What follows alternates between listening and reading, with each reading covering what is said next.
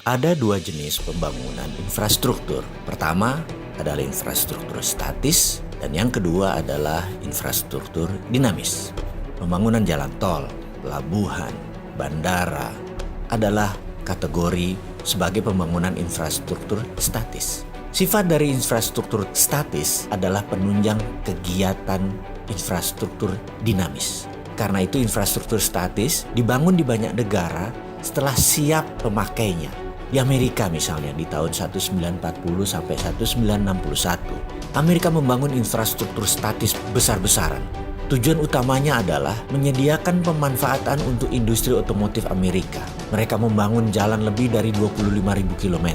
9 dari timur ke barat, 11 dari utara ke selatan, dan terus dibangun akar-akar jalan tersebut. Apa yang terjadi adalah industri otomotif mereka tumbuh di atas 15% per tahunnya.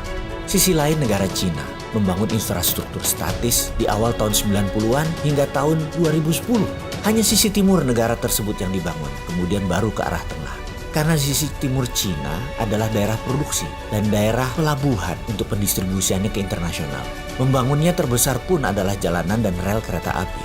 Tujuannya tak lain adalah mempermudah distribusi produk, mempermudah penunjang infrastruktur dinamis. Jadi infrastruktur dinamis adalah sektor industri.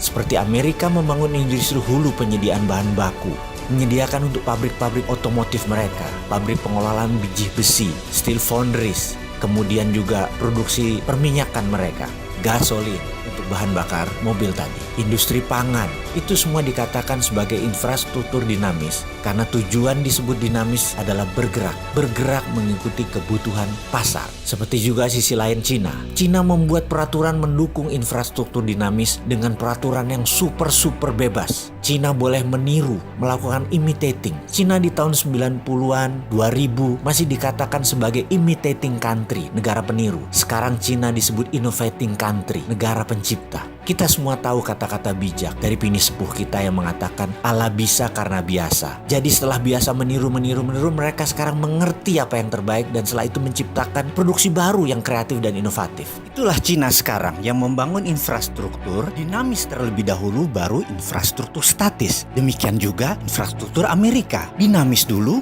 baru yang statis. Kalau di Indonesia